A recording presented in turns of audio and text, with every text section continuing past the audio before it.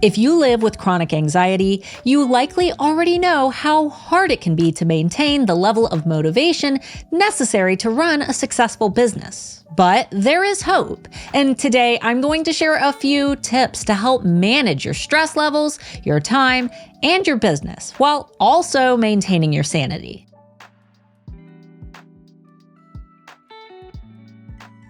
Disclaimers, disclaimers, disclaimers. The tactics that I'll be sharing today are the ones that work for me personally. I'm not saying that you have to do any of these things, nor am I promising that they'll work for everyone. These are just the things that make life easier for me. And as always, be sure to contact your doctor if you feel that your anxiety is severely affecting your day-to-day life. For those who are new here, my name is Starla 𝔸𝕚𝕝, founder of the Handmade Alpha Academy for Etsy sellers and manager at eRank.com, Etsy's most popular SEO tool. And when I first got into e-commerce around 10 years ago, I assumed that I was just crazy, that all of the day-to-day stress I was feeling was just part of the hustle that everyone talks about. And yeah, business is stressful and you're gonna feel anxious from time to time.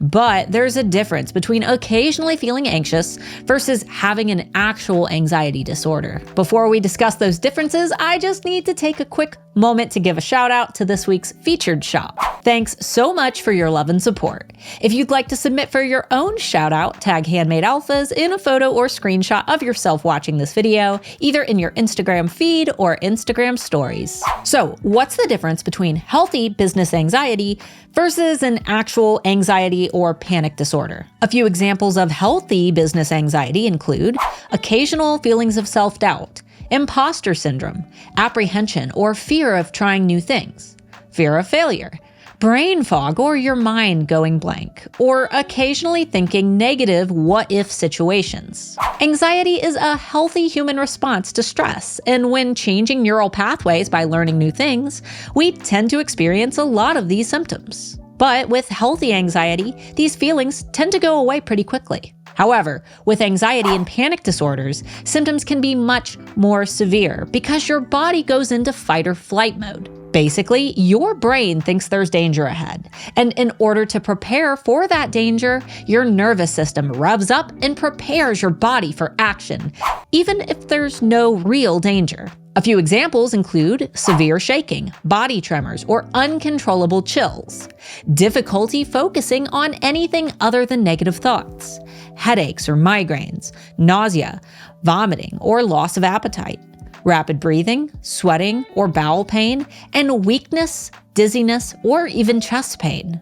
These are just a few symptoms, and many can even branch off into their own neurological disorders, such as obsessive compulsive disorder, which, full disclosure, is what I personally struggle with. If you experience any of these symptoms, be sure to talk to your doctor because many of them can cause more health complications down the line. Now that we've covered the anxiety basics, here are a few tips that personally help me to balance my own anxiety with business. Tip number 1, use a social media scheduling app. You never know when anxiety is going to hit.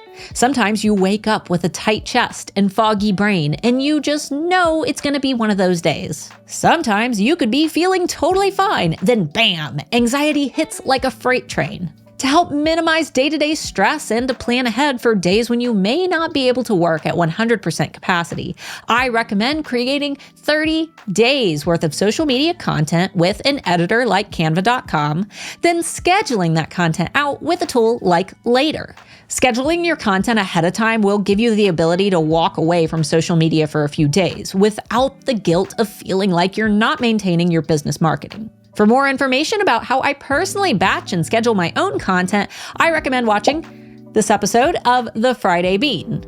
Tip number 2, organize your tasks with Trello. In the episode of The Friday Bean that I mentioned in our last tip, I also discuss how to use Trello to plan your content. Trello is basically a virtual corkboard where you can customize and organize your workflow to fit your needs. I personally use Trello to plan out my social media content months ahead of time by utilizing their free calendar power-up. That way, I can see all of my content laid out in front of me. I also use Trello to organize ideas and tasks and to create checklists with dates and deadlines so that I know exactly when specific tasks need to be completed. If you like keeping all of your tasks organized in a way that is accessible from your computer, tablet, and your phone, I highly recommend giving it a try. Tip number 3, use a physical planner. While I love using Trello for planning and building out content specifics, I also use a physical planner for task overviews and day-to-day organization. My favorite planner right now is called the Legend Planner because on top of weekly planning, the planner provides a monthly review where you can document your progress and journal about the improvements that you'd like to make next month. I sit down every Sunday with my planner, my pretty gel pens, and my pretty planner stickers, and I make an action plan for the next week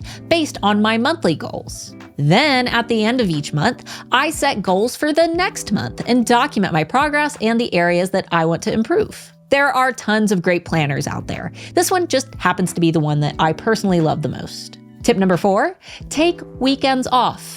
And weekends don't even need to be on the weekend. Your weekend may be on Wednesday. Or maybe you work a day job and you usually work on your business right when you get home, but instead you have a spa night instead. However it fits your schedule, I recommend taking at least 2 days a week to rest and recover. I personally stop working around 6 p.m. on Friday each week, and I stay offline as much as possible until Monday. This gives me the time that I need to read, to clean my house, to spend time with my family, and to take care of myself. Remember, if you don't choose a day to rest, your body will choose one for you. Tip number 5, write out swipe files ahead of time. When I'm feeling anxious, even the most simple questions in my inbox feel like a mountain to climb. I know it'll only take me a few minutes to respond, but sometimes my brain just shuts down the moment I open my inbox. For these situations, I recommend creating a library of answers for your most commonly asked questions. That way you can copy and paste them right into your Etsy conversations, emails, or social media inboxes when common questions occur. You can even organize these questions in Trello, then add your copy and paste answers right into the card description so that you can access them from any device. This is a huge time saver, and it can help to eliminate a lot of stress in the long run. Tip number 6, have your packaging systems in place. When it comes to shipping orders, unfortunately, sometimes you have no choice but to work through your anxiety. Customers are impatient, so even if it's the only thing that you do all day, always prioritize shipping your orders. With that said, is there anything that you can do at the start of each month that makes the process faster? For example, if you have to assemble packing boxes, you could pop them open and get them taped up and ready. If you gift wrap items, could you lay out your packaging supplies in a way that makes your assembly line a little easier? If you tie a pretty ribbon around your products before shipping them, could you cut all of your ribbons to size ahead of time? There are a lot of ways to save time with your packaging, so work on building a workflow on the days when you're feeling great, then use that workflow on the days when you're feeling not so great. Lastly, tip number 7, respect your anxiety. Rather than a disabling monster that cripples me, I like to think of my anxiety as a visitor who comes to see me a few times a month. The more I try to shove him out the door, the more he pushes against that door, trying to get in, and the longer I tend to experience symptoms. Instead, when I wake up knowing that anxiety is present that day, I allow my anxiety permission to follow me, and I acknowledge that it exists. If I can take the day off to read in bed or relax, I do.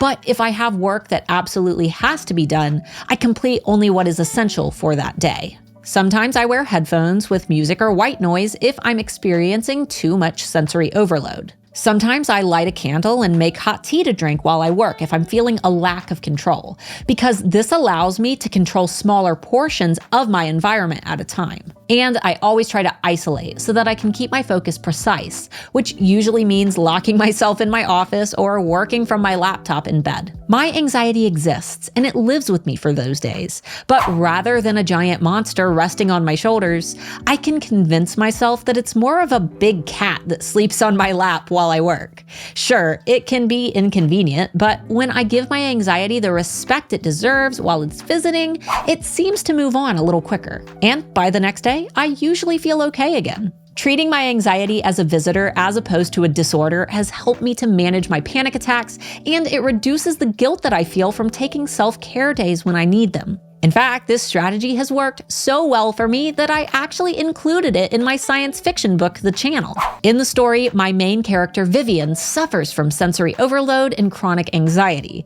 Then she meets Dax, who starts out as a terrifying wolfish monster. But as Vivian gets used to having him around, she begins to rely on him as a dark but faithful companion. Everyone experiences anxiety a bit differently, and though the strategies that I've mentioned today have personally helped me, it's important not to feel discouraged if they don't work for you. Talk with your doctor and do a bit of self-exploration to identify the triggers that most affect your anxiety, as well as the moments and activities that bring you peace. Remember, you're not alone, and anxiety isn't a monster that wants to gobble you up alive. It's a chemical imbalance. It's your brain trying to save you from danger, even when that danger doesn't actually exist. But if you personify that sensation and treat it like your own occasional visitor, you can learn to live alongside your anxiety in a way that offers both peace and respect to your mental health. This was a different topic than we normally cover on my channel, but it's one that so many of you have requested, so I wanted to make it happen. If you enjoyed the topic and you'd like more videos covering mental health and business ownership, feel free to comment down below. And as always, with a little science, a lot of love, and some help from a trusted business expert who also lives with anxiety, you'll be well on your way to health, wealth, and happiness. Cue that relaxing lo-fi beat.